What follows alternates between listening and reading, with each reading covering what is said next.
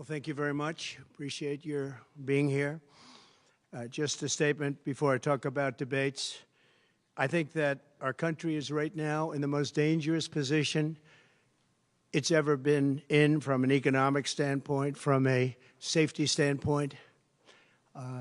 Both gangs on the street and, frankly, gangs outside of our country in the form of other countries that are, frankly, very powerful. They're very powerful countries, and we don't know what we're doing. We have leadership that has no clue how to handle them or how to handle any other situation. We have a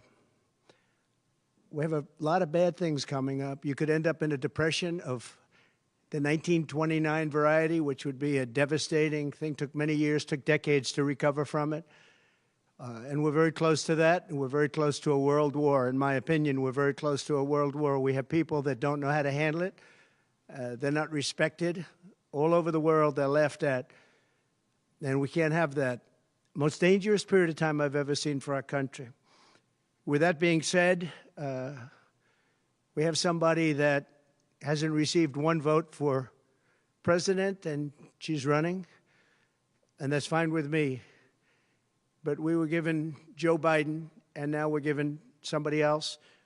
And I think, frankly, I'd rather be running against the somebody else. But that was their choice. They decided to do that because Kamala's record is horrible. She's a radical left person at a level that nobody's seen. She picked a radical left man that is, he's got things done that he has positions that are just not, it's not even possible to believe that they exist. He's going for things that nobody's ever even heard of. Heavy into the transgender world, heavy into lots of different worlds having to do with safety. He doesn't want to have borders. He doesn't want to have walls. He doesn't want to have any form of safety for our country. He doesn't mind people coming in from prisons, and neither does she, I guess, because she's not, she couldn't care less. She's the border czar. By the way, she was the border czar 100%. And all of a sudden, for the last few weeks, she's not the border czar anymore, like nobody ever said it. And I just hope that the media becomes more diligent, more honest, frankly, because if they're not going to be honest, it's going to be much tougher to bring our country back. We have a very, very sick country right now. You saw the other day with the stock market crashing. That was just the beginning. That was just the beginning. It's going to get worse. It's going to get a lot worse, in my opinion. And fortunately, we've had some very good polls over the last fairly short period of time. Rasmussen came out today. We're substantially leading, and others came out today that we're leading, and in some cases substantially. I guess MSNBC came out, or CNBC came out also with a poll that was, has us leading, and leading fairly big in swing states. In some polls, I'm leading very big in swing states because they want safety. People want safety. They want security. They want respect all around the world for our country. They don't want this horrible culture that is developing, a culture of no common sense. It's really a culture of no common sense, and it's not what anyone wants. We want to have a safe country. We want to have a strong military. We want low interest rates, and we want to be able to have the American dream. We want to be able to have our youth be able to buy homes, housing, get good jobs. And we're really just at the opposite right now. It's so sad to see. But as a border czar, she's been the worst border czar in history, in the world history. I think the number is 20 million, but whether it's 15 or 20, it's numbers that nobody's ever heard before. 20 million people came over the border during the Biden-Harris administration. 20 million people, and it could be very much higher than that. Nobody really knows what the number is. Nobody knows. Nobody has a clue.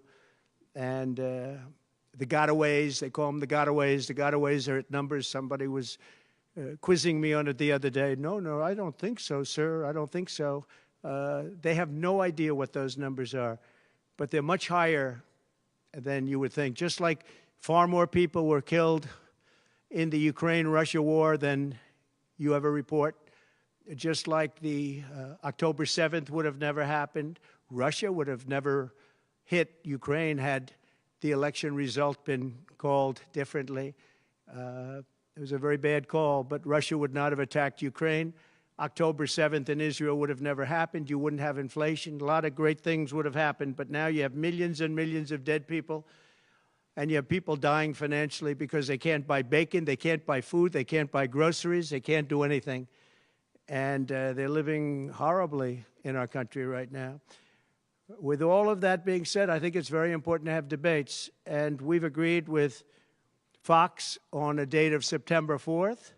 We've agreed with NBC, fairly full agreement, subject to them, on September 10th. And we've agreed with ABC on September 25th.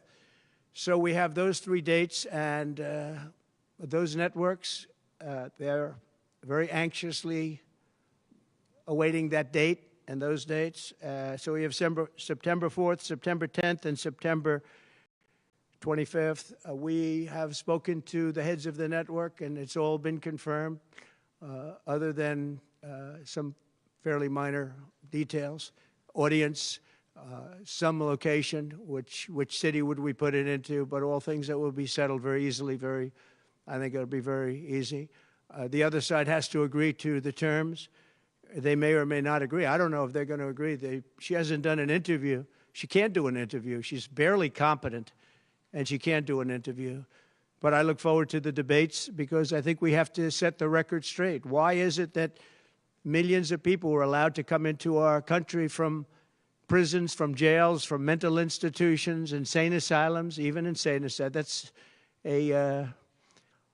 It's a mental institution on steroids. That's what it is. When you see the people that are coming into these are institutions that are being emptied out, not in South America, all over the world, including South America, all over the world. Prisons are being emptied out into our country because we have a president that's the worst president in the history of our country. We have a vice president who is the least admired, least respected, and the worst vice president in the history of our country, the most unpopular vice president. And because of political reasons or because of being politically correct, even though she never received a vote. Don't forget, she was the first one defeated, as I remember it, because I watched it very closely, but she was the first one. She never made it to Iowa, the first state. She never made it to Iowa. She was the first one that was defeated. She was the nastiest to him. She was nasty with calling him a racist and the school bus and all of the different things. She was very nasty to Biden. And shockingly, he appointed her, asked her to serve as vice president. Well, I don't know if he's happy about that decision right now. This was taken away. The presidency was taken away from Joe Biden. And I'm no Biden fan, but I'll tell you what, from a constitutional standpoint, from any standpoint you look at, they took the presidency away. And people were saying he lost after the debate. He couldn't win. Well, I don't know that that's true necessarily. But whether he could win or he couldn't win, he had the right to run.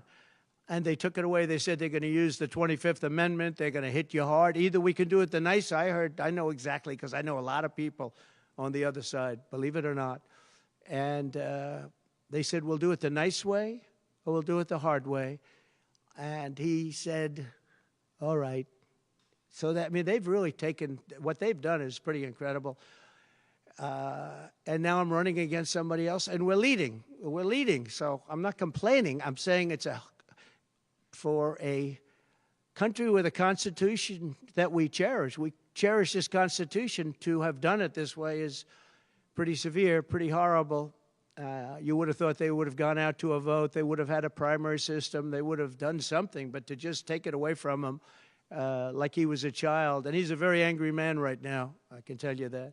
He's not happy with Obama, and he's not happy with Nancy Pelosi, crazy Nancy. She is crazy, too. She's not happy with any of the people that told him that you've got to leave. He's very unhappy, very angry, and I think he also blames her. He's trying to put up a good face, but it's a very bad thing in terms of a country when you do that. I'm not a fan of his, as you probably have noticed, and he had a rough debate, but that doesn't mean that you just take it away like that. Or you go out to a vote, you do something. He had 14 million votes. She had no votes. She got no votes. And I think she's crashing. I think when people find out, and I think people are starting to find out what a bad job she did, what a bad job she did on the border. She's trying to say she had nothing to do with the border. She had everything. She was appointed to head the border. And then they said, border czar, oh, she loved that name, but she never went there. She went to a location once along the border, but that was a location that you would love to go and have dinner with your husband or whoever. That was a location that was not part of the problem. That was not really going to the border. So essentially, she never went to the border. And if you listen to Tom Holman, if you listen to the great border people, Brandon Judd from Border Patrol, if you listen to Paul, I mean, so many different people. I speak to them all the time. And I did when I was president. We had the best border in the history of our country. Now we have the worst border in the history of the world. Millions of people coming in, and our country cannot sustain it. Our country is going down because of this, because of incompetent people. So I just look forward to these debates. I think it's very important that we have them. I hope she agrees to them, September 4th, September 10th, September 25th. And I think they'll be very revealing. I think they'll be very revealing. Do you have any questions, please?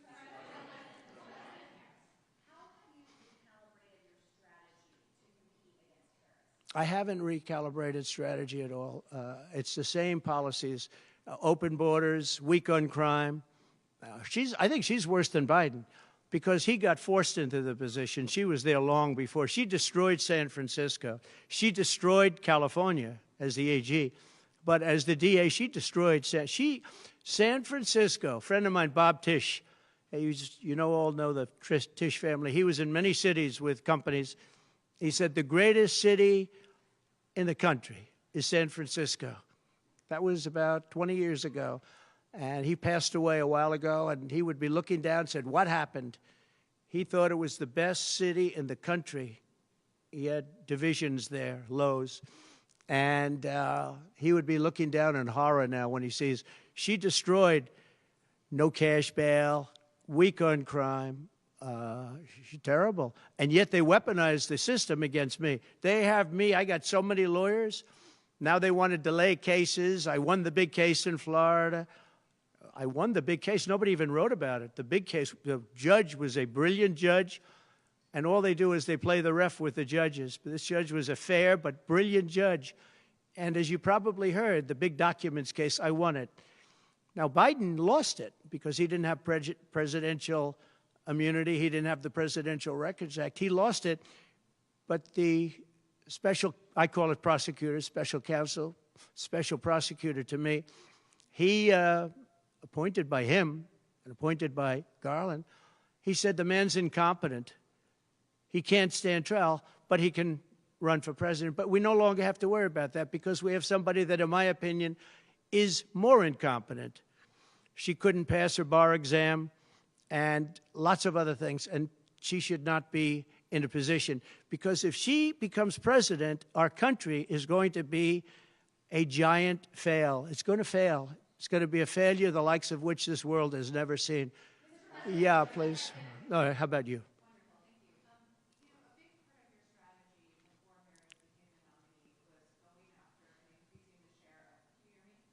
You have to speak louder. Okay, a big part of the strategy for your campaign before Harris became the nominee was appealing to black voters. Yeah. Something you were really going after. In polls, we really see Harris gaining ground with that group. And I'm wondering how you are going to go after black voters now that she's the nominee and really winning them over. Well, it changes around a little bit. I'm getting other voters. Perhaps, I was doing very well with black voters, and I still am. I seem to be doing very well with black males. This is according to polls, as you know. It's possible that I won't do as well with black women, but I do seem to be doing very well with other segments, extremely well with Hispanic. Jewish voters way up. White males way up. White males have gone through the roof. White males way up. Now, I don't know. All we're doing is giving you the stats that you have. It could be that I'll be affected somewhat with black females where we're doing pretty well. And I think ultimately they'll like me better because I'm going to give them security, safety, and jobs. I'm going to give them a good economy. We have a very bad economy right now. We could literally be on the throes of a depression, not recession, a depression. And they can't have that. They can't have that. So I think I'm going to do well with everybody, especially when the facts are right. Yeah, please, in the back.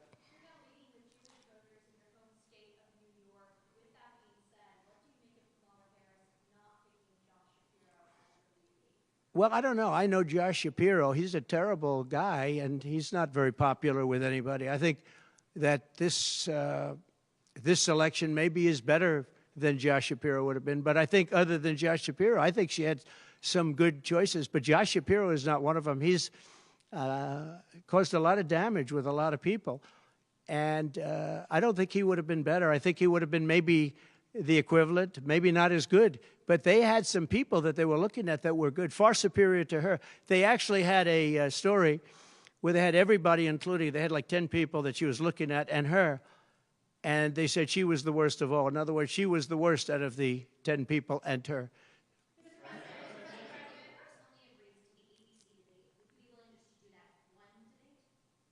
I don't know how that's going to work out. We'd like to do 3 debates. We think we should do 3 debates. We think Fox and ABC. And we also have CBS is going to do the vice presidential debate.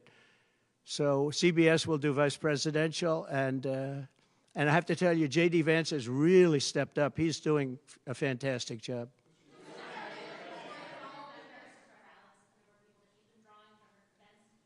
Say it. Are you worried at all about the size of Harris's crowds? Oh, give me a break. Listen, I had 107,000 people in New Jersey. You didn't report it. I'm so glad you asked. What did she have yesterday, 2,000 people? If I ever had 2,000 people, you'd say my campaign is finished. It's so dishonest, the press. And here's a great example. I had in Michigan recently 25,000 people, and 25,000 people we just couldn't get them in. We had in Harrisburg 25,000 people, and 20,000 people couldn't get in. We had so many. Nobody ever mentions that. When she gets 1,500 people, and I saw it yesterday on ABC, where they said, oh, the crowd was so big. I have 10 times, 20 times, 30 times the crowd size, and no, they never say the crowd was big. That's why I'm always saying turn around the cameras. I'm so glad you asked that. I think it's so terrible when you say, well, she has 1,500 people, 1,000 people, and they talk about, oh, the enthusiasm. Let me tell you, we have the enthusiasm. The Republican Party, and me as a candidate, but the Republican Party has the enthusiasm because people want to see crime stopped. They want to see a country that's respected. Think of it. If I were president, you wouldn't have Russia and Ukraine, where it never happened. 0 chance.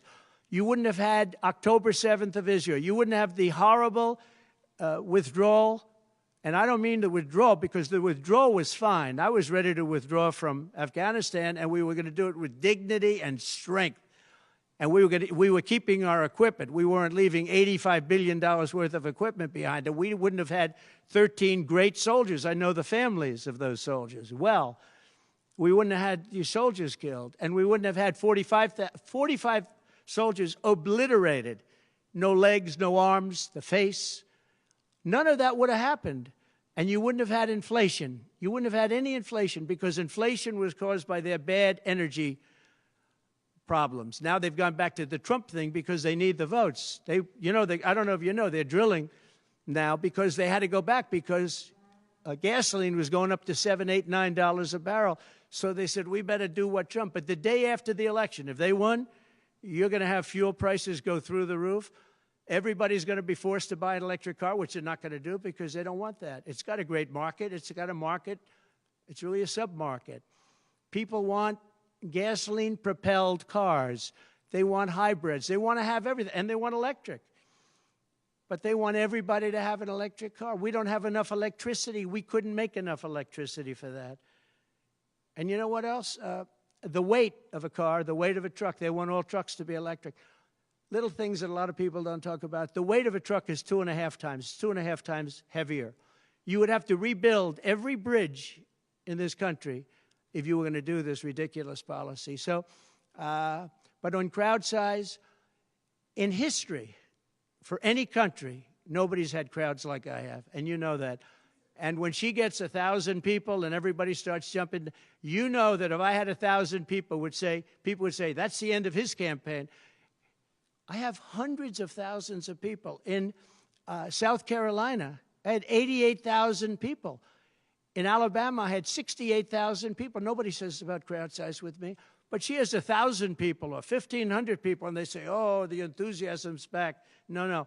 The enthusiasm is with me and the Republican Party because they want to stop crime. They want to stop people from pouring into our country from places unknown and from countries unknown, from countries that nobody ever heard of.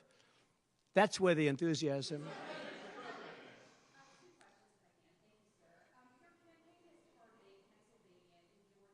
Yeah. Get those two, you could seal the deal. That's what they say.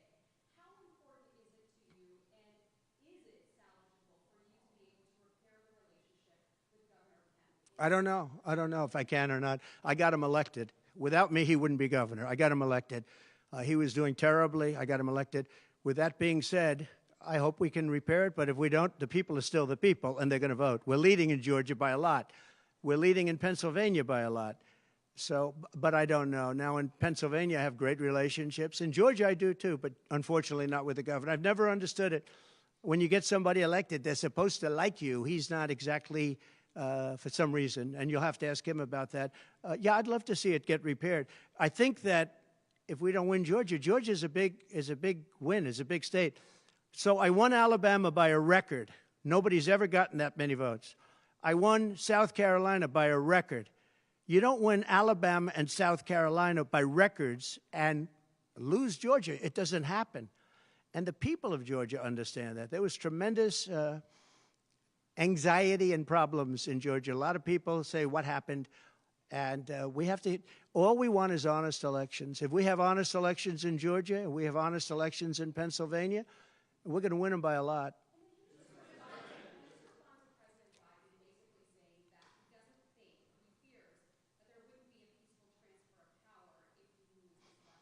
Well, he actually said it two ways. First, he said it incorrectly, then he corrected himself. Do you agree with that, right? You know, if you watch him, he said it two ways. No. I mean, he said it two ways because he doesn't really know what he's saying. Why didn't he bring it up at the debate? You know, he had a chance for 90 minutes to bring it up at the debate. He could have talked about that at the debate, and he didn't do it. Everyone said, oh, he said this and he said that. He's just, you know, they give him something to read off. He read it very badly because he actually said it the opposite. Then he had to go back and correct himself. He said the opposite. He should have brought this up at the debate.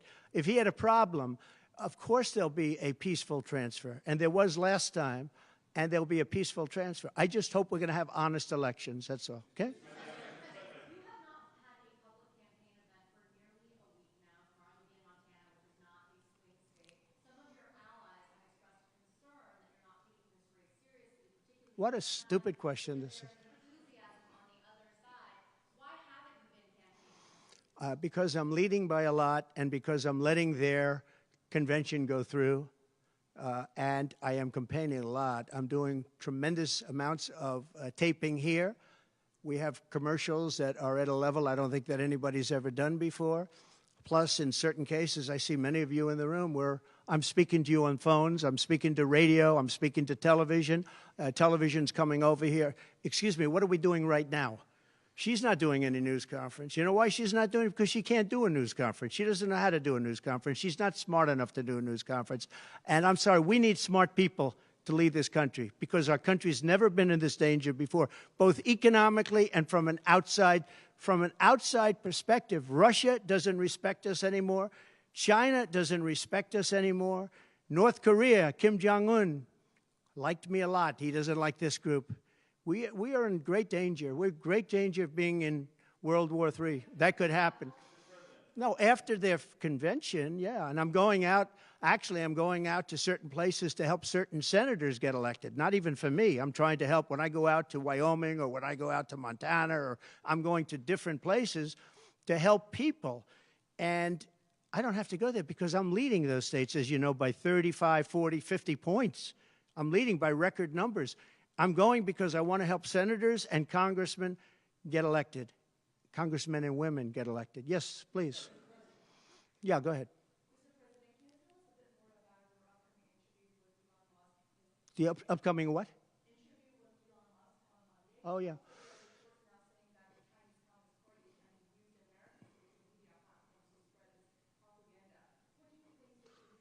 Yeah, the Elon Musk. So, yeah, sure. So Elon called me.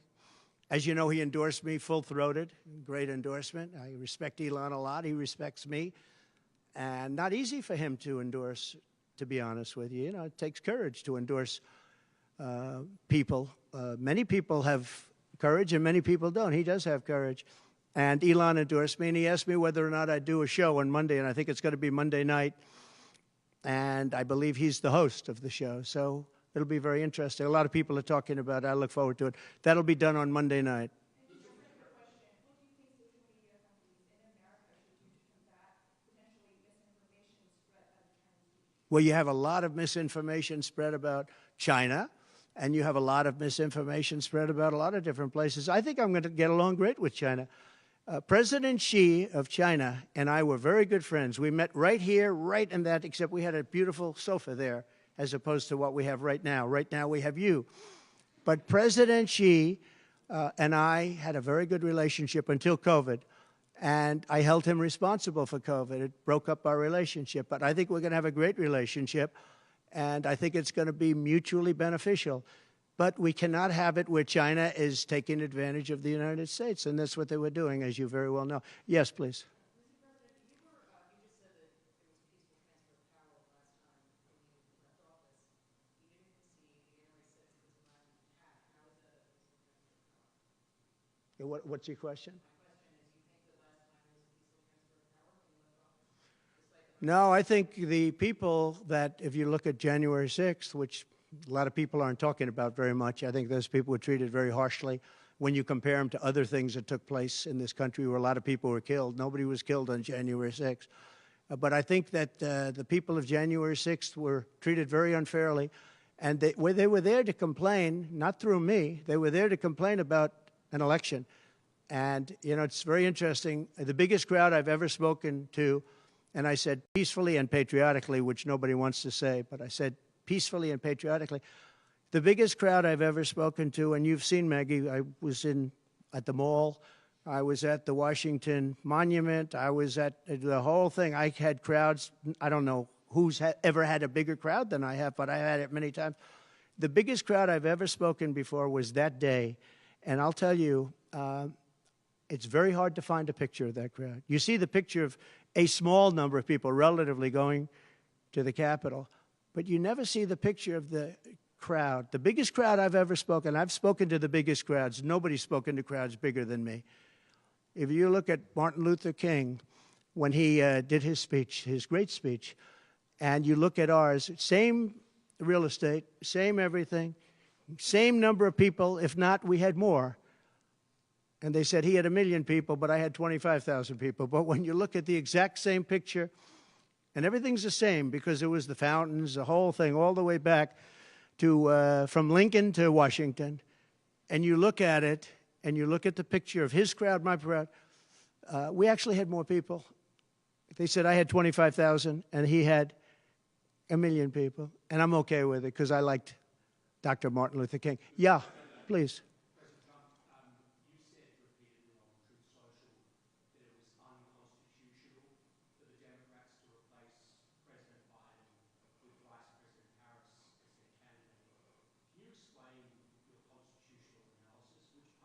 Yeah, sure.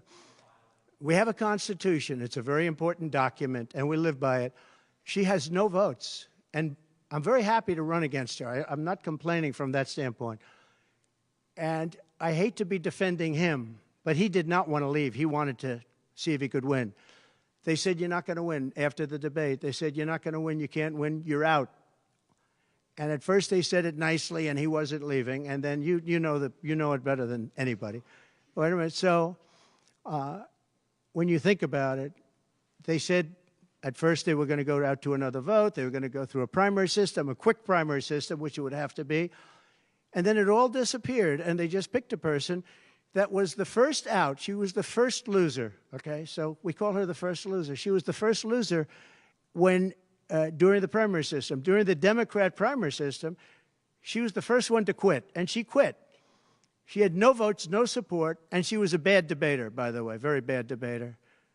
And that's not the thing I'm looking forward to, but she was a bad debater. She did obviously a bad job. She never made it to Iowa. Then for some reason, and I know he regrets it, you do too, he picked her, and she turned on him too. She was working with the people that wanted him out.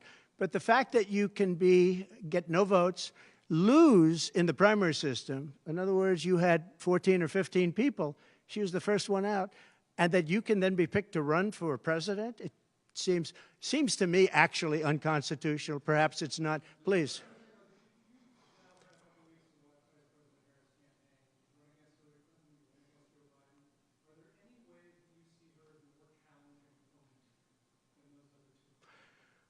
So I've run against Hillary, and I've run against various other people. I would say that in terms of intelligence, Hillary was far superior. I would say that. Hillary was smart. She was her own worst enemy in many ways, but she was smart, very smart. Okay? If you ask me to compare them. Please.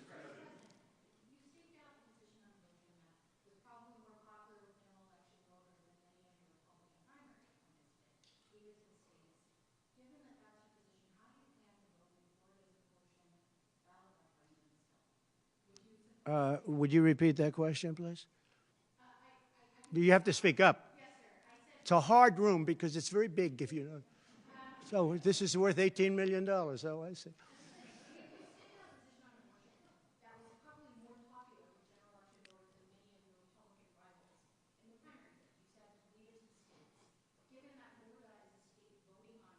Yeah. So I think the abortion issue has been very much tempered down, and I've answered, I think, very well in the debate, and it seems to be much less of an issue, especially for those where they have the exceptions, as you know. And I think it's when I look for 52 years, they wanted to bring abortion back to the states. They wanted to get rid of Roe v. Wade, and that's Democrats, Republicans, and independents, and everybody. Liberals, conservatives, everybody wanted it back in the states, and I did that. Now the states are voting. And frankly, some of the votes are much more, if you could say, liberal than you would think. Ohio turned out to be, they had a big vote, and it turned out to be a much more liberal standing than people would have thought. Kansas, the same thing. And then you have Texas, and you have other places where it may be different. But the issue has been brought back to the states now. And like Ronald Reagan, I believe in the exceptions for rape, incest, and life of the mother. I believe strongly. I think that that's a very important thing. I think when you have to follow your heart. But when you don't believe in the exceptions, I think it's much tougher. It's a much tougher issue. But about 82% of Republicans do believe in exceptions. I think and a lot of them are changing their mind and coming even further. I think that abortion has become much less of an issue. It's a very small, I think it's actually going to be a very small issue. What I've done is I've done what every Democrat and every Republican wanted to have done, and we brought that issue back to the states. And now the states are voting on it. And frankly, some of the votes are a lot different than people would have thought. But it's the vote of the people is taking care of it. And, you know, when you think about the Democrats are really the radical ones on this because they're allowed to do abortion on the 8th and 9th month and even after birth. If you look at your new governor from Minnesota, he's like the governor previous, the former governor. I don't want to get him mixed up because Glenn is doing a good job and he's leading our whole campaign in Virginia, Glenn Youngkin. But previous to Glenn, the governor, he said the baby will be born. We will put the baby aside and we will decide with the mother what we're going to do. In other words, whether or not we're going to kill the baby. The Minnesota gentleman, this guy agrees with that. He is the most liberal. Look, between her and him, there's never been anything like this. There's never been a combination. So I'll use the word progressive. You know, they want to go progressive. They don't like the word liberal. I like liberal better. I think it's more appropriate because nobody knows what progressive means. But they now like to use the word progressive. But there's certainly never been anybody so liberal like these two, or even close. I think the abortion issue has been taken down many notches. I don't think it's a big factor anymore, really. And when people hear what I said in the debate, and I think I said it very well during the debate, we brought it back to the states. Everybody wanted it in the states. And very importantly, and you think about this, assuming you have exceptions. If you don't have exceptions, it's a more difficult thing. At the same time, There are people that strongly feel that way, and you have to follow your heart, and you should follow your heart. But that issue is very much subdued. Yeah, thank you. About who? Yes.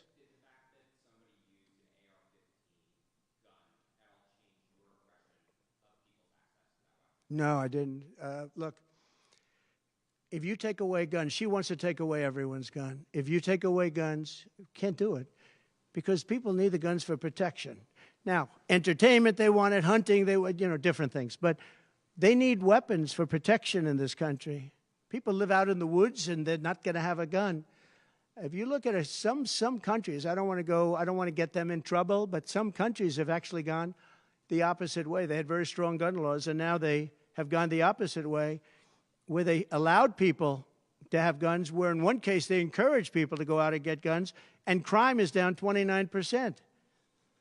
And remember this, what is the toughest gun law in the United States? Chicago. On July 4th, 117 people were shot and 17 died. The toughest gun laws in the United States are in the city of Chicago. You know that. They had 117 people shot. Afghanistan does not have that. Afghanistan, by the way, was the lowest point in the history of our country, in my opinion.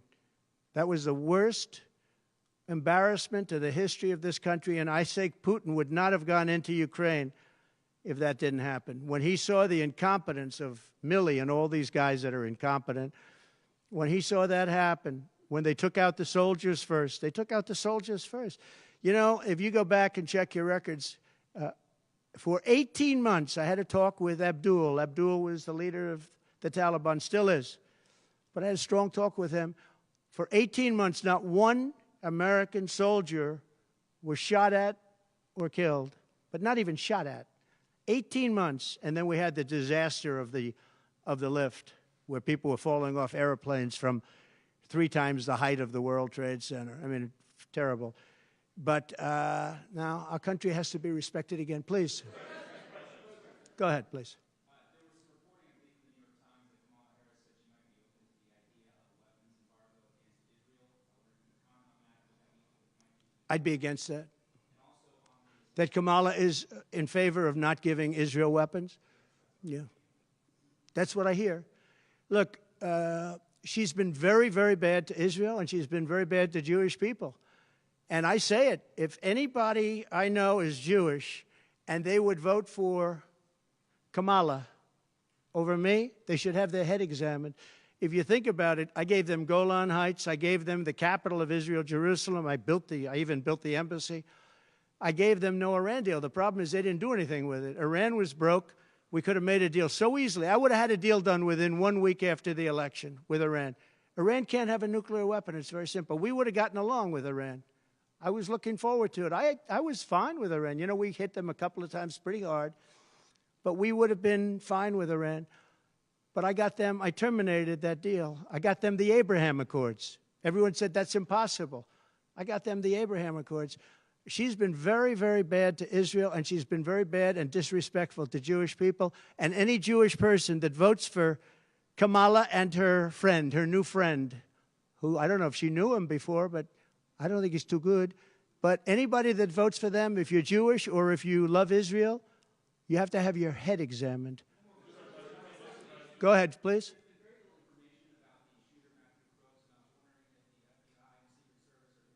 They have. The FBI came to see me about the shooter. I think they've done a very good job. And I think they did a very good job with respect to this other lunatic that they have in custody. Please.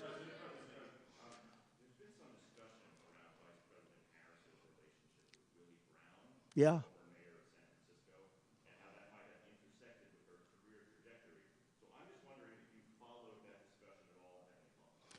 Well, I know Willie Brown very well.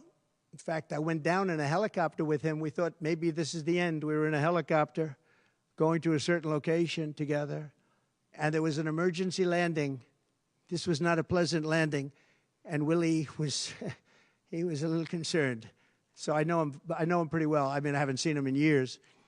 But he told me terrible things about her. but this is what you're telling me anyway, I guess. But he had a big part in what happened with Kamala. But I don't know, maybe he's changed his tune, but he was not a fan of hers very much at that point. Do you believe Vice President Harris would certify your election victory if you win? Yeah, I do. Go ahead. How are you planning to vote on Florida's abortion referendum? On what? How are you planning to vote on Florida's abortion referendum? Well, I'm going to announce that. I'm going to actually have a press conference on that at some point in the near future, so I don't want to tell you now. But Florida does have a vote coming up on that, and I think probably the vote will go in a little more liberal way than people thought. But I'll be announcing that at the appropriate time. Please. Your tax cuts from your administration will be coming up, fairly soon and potentially expiring. And I wanted to ask you specifically about the tax code favoring parents versus people who don't have children. There are a number of tax breaks. Yeah. Oh, we gave tremendous for child care and all of that. No, our tax cuts, which are the biggest in history, our tax cuts are coming due, as you know, very soon. And if the Democrats don't renew them or make it impossible to renew because it's pretty close in terms of vote, if they don't renew them, it's the equivalent of having a 4 times tax increase from what you have right now, and it'll destroy the economy. I think they're under tremendous pressure to do it. I've never seen, all my life I grow up and I watch politics, and I used to be on the other side of politics first, then I run for office. But in all the years of studying politics, I've never seen people get elected by saying, we're going to give you a tax increase. These guys get up, think of it. We're going to give you no security. We're going to give you a weak military. We're going to give you no walls, no borders, no anything. All these things they're doing. I mean, the transgender became such a big thing. But they do all of these things, but they always say, we're going to give you a tax increase. I never heard anybody campaign on a tax increase. A politician has always said, I will cut taxes. I'll give you one example, Social Security. They're going to destroy Social Security. I am going to leave Social Security. I'm not raising the years. I'm not raising the age. I will be saving Social Security, and I'm going to work it out that there's no tax on Social Security for seniors. I'm also doing no tax on tips, no tax on tips. So waiters, waitresses, caddies, people that drive cars, people that get tips who have been harassed by this government, we're going to have no tax on tips. That's a big thing. Do you believe that the imprisonment of Steve Bannon was politically motivated? Yeah, oh, absolutely, sure. Because other people have done far bigger things than Steve Bannon, sure. It's politically motivated. I think it's a horrible thing they did. Look, they've weaponized government against me. Look at the Florida case. It was a totally weaponized case. All of these cases, by the way, the New York cases are totally controlled out of the Department of Justice. They sent their top person to the various places. They went to the AG's office, got that one going. Then he went to the DA's office, got that one going, ran through it. No, this is all politics, and it's a disgrace. Never happened in this country. It's very common that it happens, but not in our country. It happens in banana republics and third world countries, and that's what we're becoming. We have no borders. We have bad voting regulations. Anytime you have mail-in ballots, you're going to have problems. France learned that lesson. France had all mail-in voting, and they went back to paper ballots, voter identification, voter ID. They went back to a normal system, one-day voting. They don't want to be around, voting for 64 days. And look, the election, I keep talking about November 5th, but the election really starts on September 6th. That's when it starts because it's early voting. We should have one-day voting. We should have paper ballots. We should have voter ID, and we should have proof of citizenship. Please. No, the gentleman in back. President, do you support continuation tax credits for EVs? For who? For electric vehicles, do you support continuation? You're going to have to talk louder, sir. Do you support continuation of tax credits for EVs? And secondly, what sort of political or policy advice does Elon Musk give you? Elon is a very different kind of a guy. He's a very big believer in the country, but he's very worried about the country. He's very worried about the country. And I don't know if it's good for him politically to have supported me, although I think we have a vast majority of this country does support me. But Elon, more than almost anybody I know, I mean, he loves this country. He loves the concept of the country. But like me, he says this country is in big trouble. It's in tremendous danger. Okay, please. Polls suggest overwhelmingly that Americans trust you more than Kamala Harris to fix the U.S. economy. I like this guy. I like him. What message do you have to Americans, sir, who are struggling to pay for everyday Yeah. life, groceries, rent? The polls have suggested. There are some polls that say we're going to win in a landslide. People are voting with their stomachs, meaning they go into the grocery store. They're paying 50, 60, 70% more for food than they did just a couple of years ago. Look at what's happened to energy. Look at what's happened not only to their cars, where gasoline's gone from $1.87, $1.87, and we had moments when it was below that, but it's gone from $1.87 to $5, $6, and $7. And they take the strategic national reserves and they take it out, even though it's peanuts compared, it doesn't last long. But they're virtually empty now. We've never had it this low. And he's using that to keep the gasoline prices as low as possible. He's sucked all of the oil out, essentially the gasoline, to keep the price down a little bit, and it's had very little impact. But you know what? We have no strategic national reserves now. He's emptied it. It's almost empty. It's never been this low. And I had it at a good level, and I would have had it more if the Democrats would have approved the deal. You know, I had a deal to buy it at $22 a barrel, and now it's going to be close to 100 pretty soon, my opinion. And the Democrats didn't want to do that, but we bought a lot anyway. And we had it pretty good. And what they've done to the national reserves, the strategic national reserves, is, as you know very well, because you cover it, but what they've done is incredible. They've just, for the sake of getting some votes, for the sake of having gasoline, you know, that's meant for wars. It's meant for, like, tragedy. It's not meant to keep a gasoline price down so that somebody can vote for Biden, or in this case, Kamala, who, by the way, is worse than Biden. And she's actually not as smart, okay? She's actually not as smart. That's hard to believe, isn't it? Yeah, please. Okay. There are other things the federal government could do, not just a ban. Would you direct your FDA, for example, to revoke access to mifepristone? That's one of the things. Sure, you could do things that would supplement, absolutely. And those things are pretty open and humane. But you have to be able to have a vote, and all I want to do is give everybody a vote. And the votes are taking place right now as we speak. Yeah, but it's there are many things on a humane basis that you can do outside of that, but you also have to give a vote, and the people are going to have to decide. Okay, yes, please. You. On what? No, I think she's actually not as smart as he is. I don't think he's very smart either, by the way. I'm not a big fan of his brain.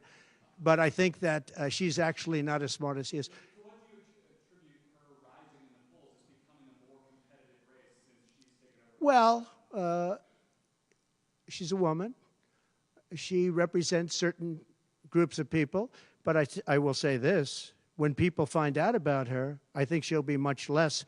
And I see it right now. I see her going way down in the polls now. Now that people are finding out that she destroyed San Francisco, she destroyed the state of California along with Governor Gavin Newsom. He's been a terrible governor, terrible. But they did it together. And she was early. I mean, she was the first of the prosecutors, really. You know, now you see Philadelphia, you see Los Angeles, you see New York, you see various people that are very bad. But she was the first of the bad prosecutors. She was early. Who? Would you repeat that, please? No, you. Would you repeat her, what she said? You have to speak up. This room is very louder.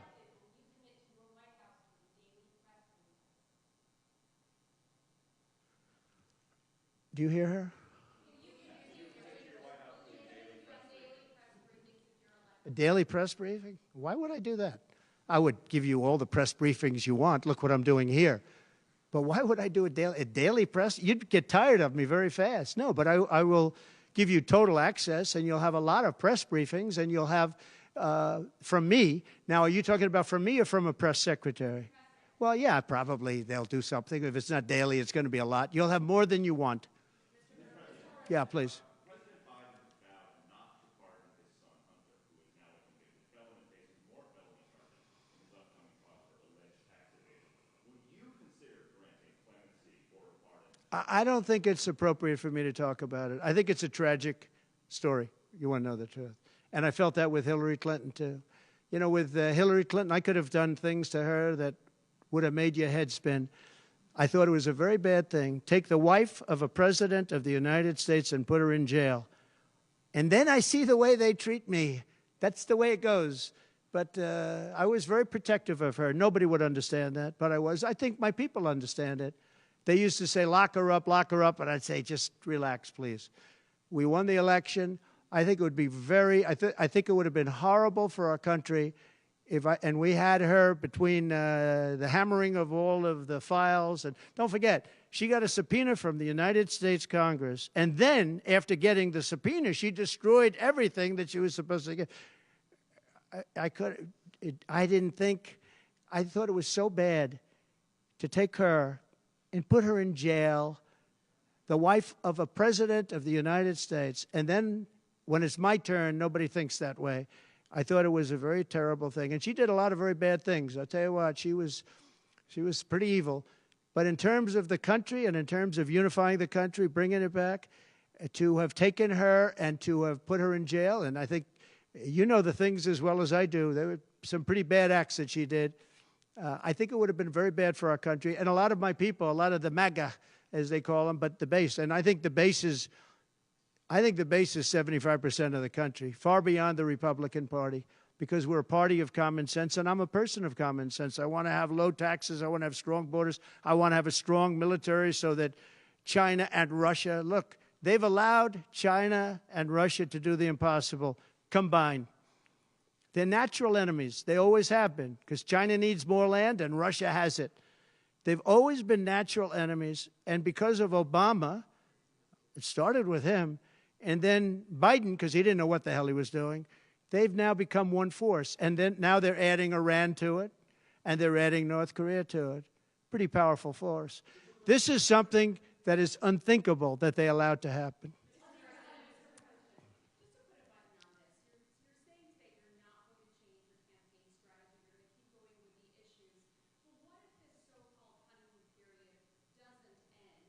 Oh, it's going to end. The honeymoon period's going to end. Look, she's got a little period. She's got a convention coming up. It's about policy. It's not about her. I think she's incompetent because I've watched her. She destroyed California. She destroyed San Francisco. Everything she's touched has turned to bad things. I'm not going to use foul language, but everything she's touched has turned bad. She's incompetent.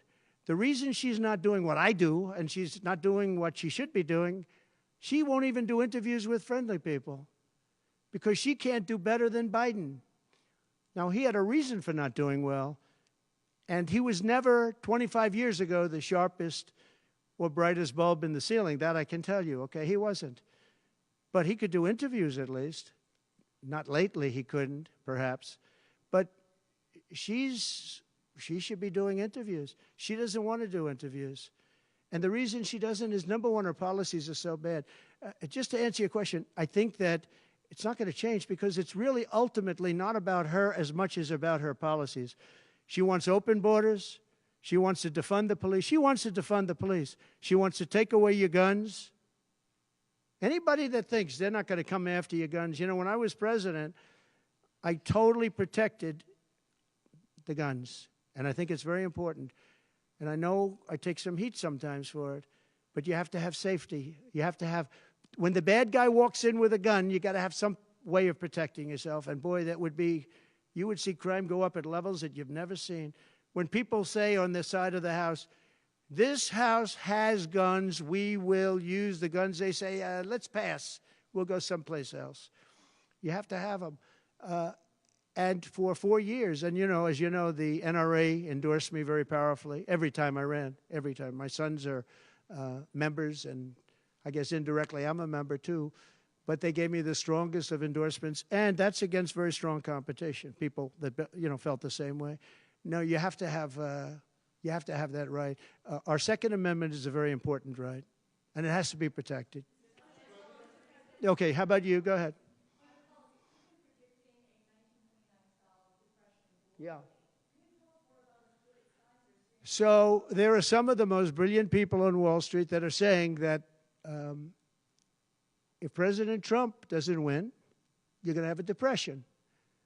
I happen to agree. I think that's true. Because I know how bad these people are. You know, they like to say that they did this and that. You saw the $7 trillion that they said it was me for $7 trillion. It wasn't me. It was them. They said that I had inflation. They took over 9% inflation. No, I had 1% inflation. I had actually no inflation because if you look at the categories, we had just about no inflation. But I had a very minor, I actually had a positive inflation. It was a perfect number because you don't want zero. I mean, I'm not going to give you a whole course on economics, but you don't want zero. 1%, 1.4% is great. You want a little bit because you don't want to have deflation. Deflation is, in many ways, even worse. I had a perfect number right around the 1% number. It was perfect. And to show you, it stayed there for 2 years. And then he did all of the different borrowings that he did. And then he did so many things wrong. Every time he would do it, I'd say, big mistake. And don't forget, they sell hats and they sell stories. Trump was right about everything. I have been right about a lot. Yes, Maggie.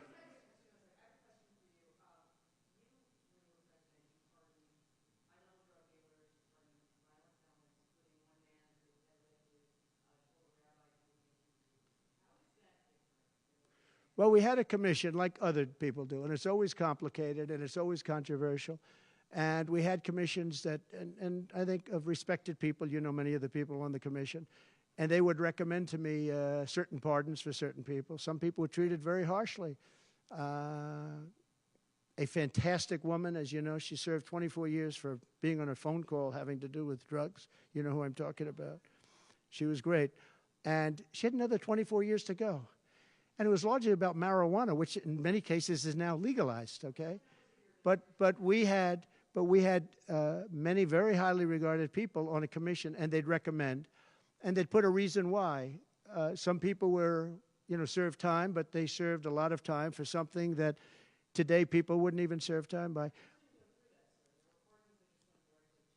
Well, for the most part, I think they did. I mean, they did. They go through. They went through. I had a commission. It was a very important commission to me, and highly respected people. And frankly, they came up with some decisions that I wouldn't necessarily agree with, but I did it. But I let a lot of people out that had no representation. I went to people in jails, in prison that we respected.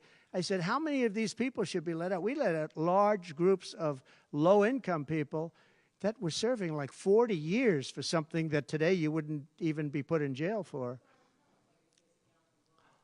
We had very few people let out because I said I really don't want to let people out where they had a lot of violence, where they had killing, et cetera, et cetera. And for the most part, we didn't do that. Yeah, please.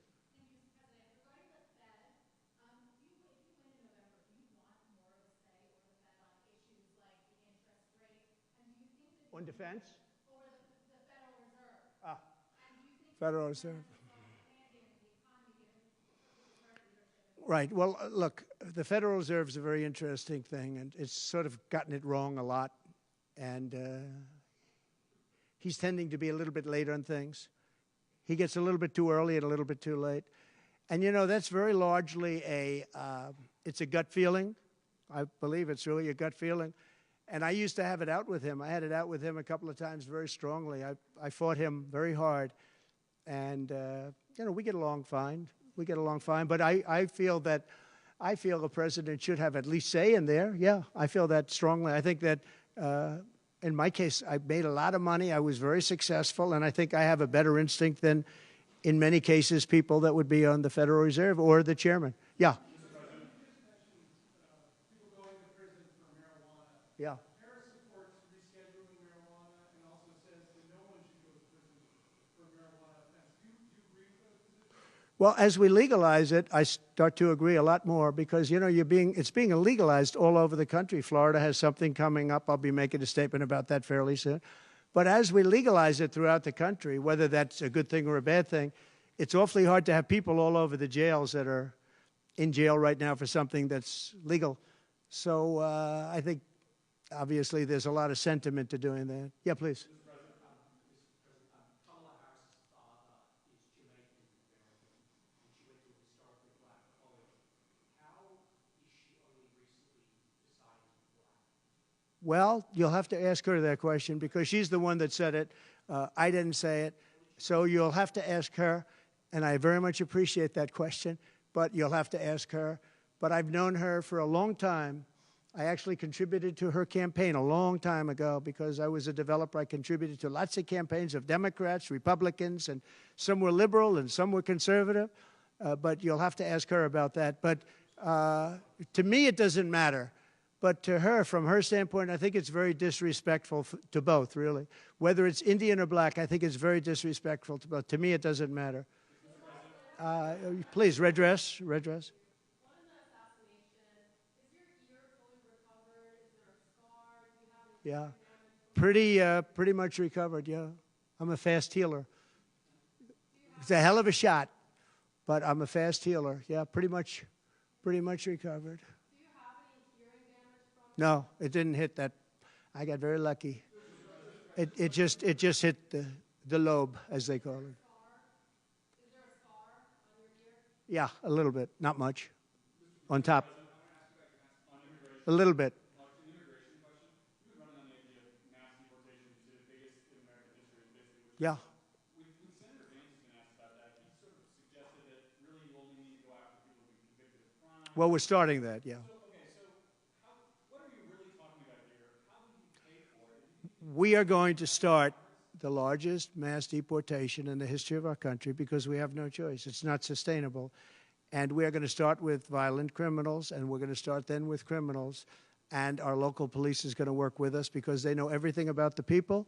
They know their names. They know everything about them. They know their middle name. They know their numbers. And as you know, the other side is trying. You know, look, for years I wondered, why are they allowing these people to come in at levels like this? It was incredible. And I said two reasons. They're either really stupid, and I don't believe they're stupid, because anybody that can cheat on elections like they cheat is not stupid. Or, in the alternative, they have bad motives or they hate our country. And I used to think they hate our country. But lately I've seen where they're trying to sign these people up to vote. And they have to stop. They cannot let illegal immigrants vote in this upcoming election. All right, one more question.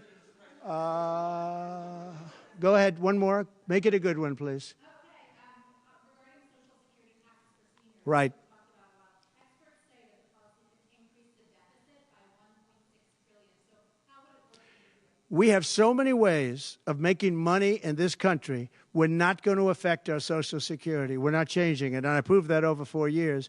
And we're going to do it. It's very unfair to people. They spend their life and they're great citizens and they pay in.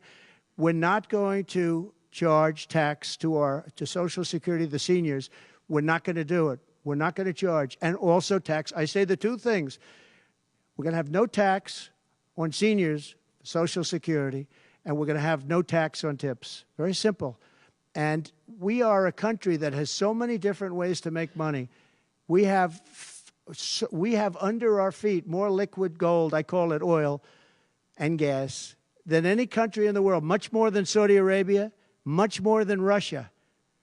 We have so many different ways we can make money. We're not going to hurt our seniors with Social Security, and we're not going to charge them tax. Okay?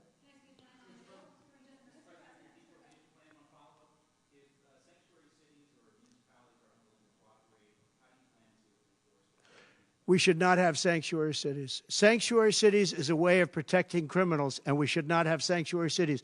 And if you go to California, and I know it well, I have property out there, great property.